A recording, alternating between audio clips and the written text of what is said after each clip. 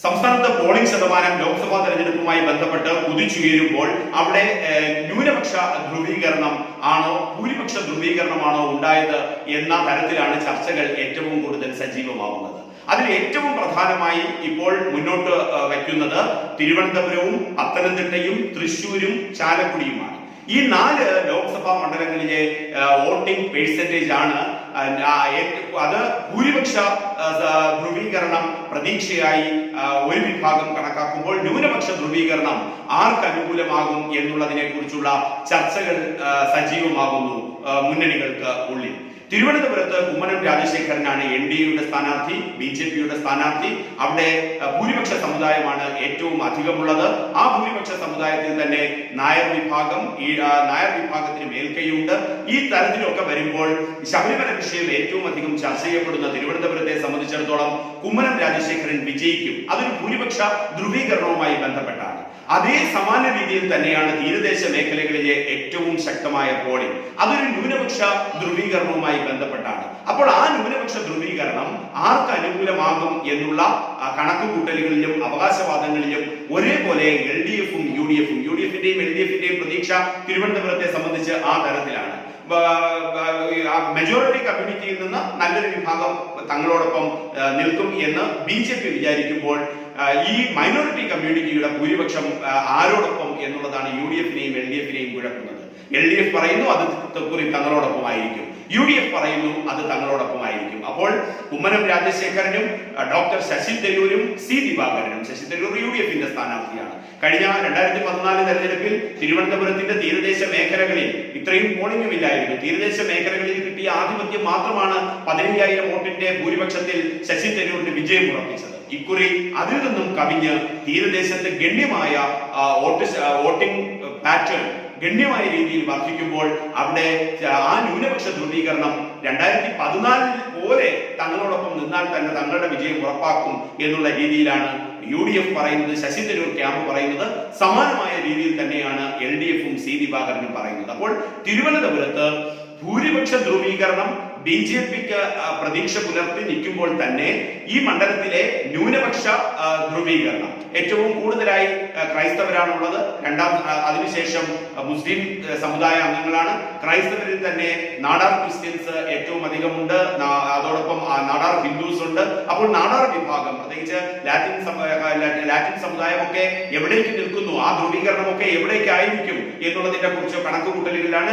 ആ ഒരു ക്യാമ്പിൽ UDFും LDFും ഒരേ അവകാശവാദം ഉന്നയിക്കുന്നുണ്ട്. പക്ഷേ രണ്ടുപേരും ആശങ്കാകുലരാണ് തിരുവനന്തപുരത്തിൽ.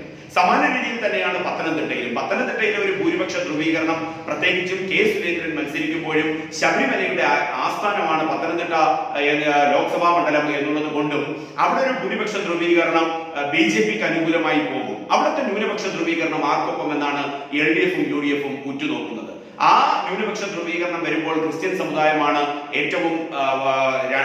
ഏറ്റവും ശക്തമായിട്ടുള്ളത്. ഭൂരിപക്ഷ സമുദായത്തെ അത് കഴിഞ്ഞാൽ മുസ്ലിം സമുദായം. അവിടെ ഓർത്തഡോക്സ് യാക്കോബായ തർക്കം ഏറ്റവും അധികം ശക്തമായി നിൽക്കുന്ന ഒരു ശബരിമലയെ എങ്ങനെയാണോ ശബരിമല ഭൂരിപക്ഷ ധ്രുവീകരണത്തിന് സാധ്യമാക്കുന്നത്, അതുപോലെ തന്നെയാണ് ഓർത്തഡോക്സ് യാക്കോബായ തർക്കത്തിന്റെ ഒരു കേന്ദ്ര സ്ഥലം കൂടിയാണ് ഈ പത്തനംതിട്ട എന്ന് പറയുന്നത്. അവിടെ ഓർത്തഡോക്സ് സഭാ അധികാരികൾ പ്രത്യക്ഷമായി LDFിനെ അനുകൂലിച്ചിട്ടുണ്ട്. എന്നാൽ ചില അടിയൊഴുക്കുകളുണ്ട്. യാക്കോബായ വിഭാഗം ആ തരത്തിൽ തന്നെയാണ് ചിന്തിക്കുന്നത്. അപ്പോൾ ഇതൊക്കെ എവിടേക്കാണ് ഒരു കൺസോൾട്ടേഷൻ ഉണ്ടാക്കുന്നത്? ഉമ്മൻചാണ്ടിയും AK ആന്റണിയും നേരിട്ടിറങ്ങി അവസാനം നിശബ്ദ പ്രചരണത്തോട് ചേർന്ന് നിൽക്കുന്ന മണിക്കൂറുകളിൽ നേരിട്ടിടപെട്ട സാഹചര്യം പത്തനംതിട്ടയിൽ നിൽക്കുകയും ചെയ്യുന്നുണ്ട്. അപ്പോൾ റെക്കോർഡ് ഭൂരിപക്ഷത്തിലേക്ക് പത്തനംതിട്ട പോകുമ്പോൾ പത്തനംതിട്ടയിലെ ഈ ന്യൂനപക്ഷ ധ്രുവീകരണം ആർക്ക് അനുകൂലമാകും എന്ന് ചികയുകയാണ് UDFും LDFും.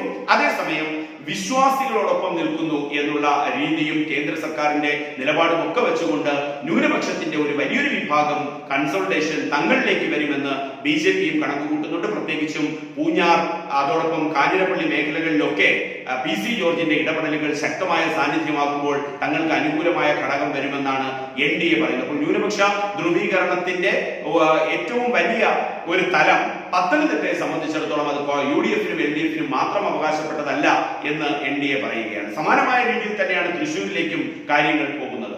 തൃശ്ശൂരിലേക്ക് കാര്യങ്ങൾ പോകുമ്പോൾ അവിടെ ടി.എൻ. പ്രതാപനാണ്, സുരേഷ് ഗോപിയാണ് മണ്ഡലം ഇളക്കിമറിച്ചത്. ആ തരത്തിൽ വരുമ്പോൾ രാജാജി മാത്യു തോമസ് ആണ്. അപ്പൊ അവിടെ അവിടുത്തെ സംഘടനാ രീതികളൊക്കെ നിലനിർത്തുകയും ചെയ്യുന്നുണ്ട്. CPM-നെ സംബന്ധിച്ചിടത്തോളം, CPI-യെ സംബന്ധിച്ചിടത്തോളം. BJP വലിയേറെ ആവേശമാണ് പോളിംഗ് കുതിച്ചു വരുമ്പോൾ അവിടെ വരുന്നത്. പക്ഷെ കോൺഗ്രസും പറയുന്നുണ്ട്. അപ്പോൾ ഈ മണ്ഡലത്തിലെ ന്യൂനപക്ഷ ധ്രുവീകരണം ആർക്ക് അനുകൂലമാകും എന്നുള്ളതിനെ കുറിച്ചുള്ള ചർച്ചകൾ സജീവമാകുന്നുണ്ട്. ഇതേ സമാന ഗതിയിൽ തന്നെയാണ് ചാലക്കുടിയിലേക്ക് പോകുന്നത്. ചാലക്കുടിയിൽ UDF-ന്റെ സ്ഥാനാർത്ഥി UDF കൺവീനർ കൂടിയായ ബെന്നി ബെഹനാനാണ്.